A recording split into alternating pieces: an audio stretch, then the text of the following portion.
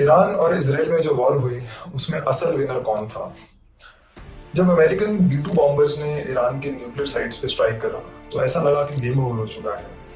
उसी के साथ साथ ईरान के जो लास्ट रूलर थे उनके बेटे ने ऐलान कर दिया कि वो ईरान लौटना चाहते हैं और वहां पे ईरान की लीडरशिप संभालना चाहते हैं। उसके बाद पहले एक सीज फायर हुआ और सीज फायर में हर साइड अमेरिकन, इसराइलीज और ईरानियंस अपनी अपनी तरीके से विक्ट्री क्लेम करने लग गए। लेकिन स्ट्रैटेजिक ऑब्जेक्टिव्स इसमें क्या थे, क्या अचीव हुए, क्या नहीं हुए, इस पर हम थोड़ा बात करते हैं।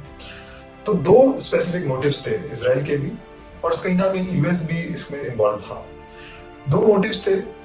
फर्स्ट था कि न्यूक्लियर साइट्स को अटैक करना, ईरान की न्यूक्लियर कैपेबिलिटीज को पूरी तरीके से बर्बाद कर देना ताकि वो कभी रीजन में थ्रेट ना कर पाए। दूसरा मोटिव था रेजिम चेंज, यानी कि आयतुल्लाह खमेनेई की जो सरकार है, उनकी जो लीडरशिप है वो पूरी खत्म होकर एक नई ऐसी लीडरशिप आई जो प्रो यूएस, प्रो वेस्ट हो, प्रो इसराइल हो। ये दोनों ऑब्जेक्टिव्स अचीव नहीं हुए।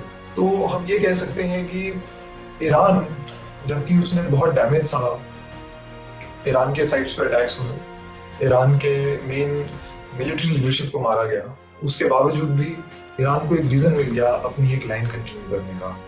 साथ ही साथ यूएस इंटेलिजेंस रिपोर्ट्स कुछ लीक हुई, इसमें बोला गया कि जो अमेरिकन स्ट्राइक्स थी वो कुछ खासा डैमेज नहीं कर पाई, और ये कहीं ना कहीं यूएस को बैकफुट पे ले जाती है। तो कहने का पूरा अर्थ है कि वाइल इसराइल एंड यूएस ये अपने स्ट्रेटेजिक ऑब्जेक्टिव में कहीं ना कहीं एक कामयाबी तो इनको मिली, लेकिन जो एक लॉन्ग टर्म गोल जो परस्यू कर रहे थे कि वहाँ की लीडरशिप को खत्म करके एक नया रेजिम लाना और न्यूक्लियर कैपेबिलिटीज पूरी तरीके से बर्बाद करना, तो वो ऑब्जेक्टिव अभी तक नहीं मीट हुआ है। Thank you so much.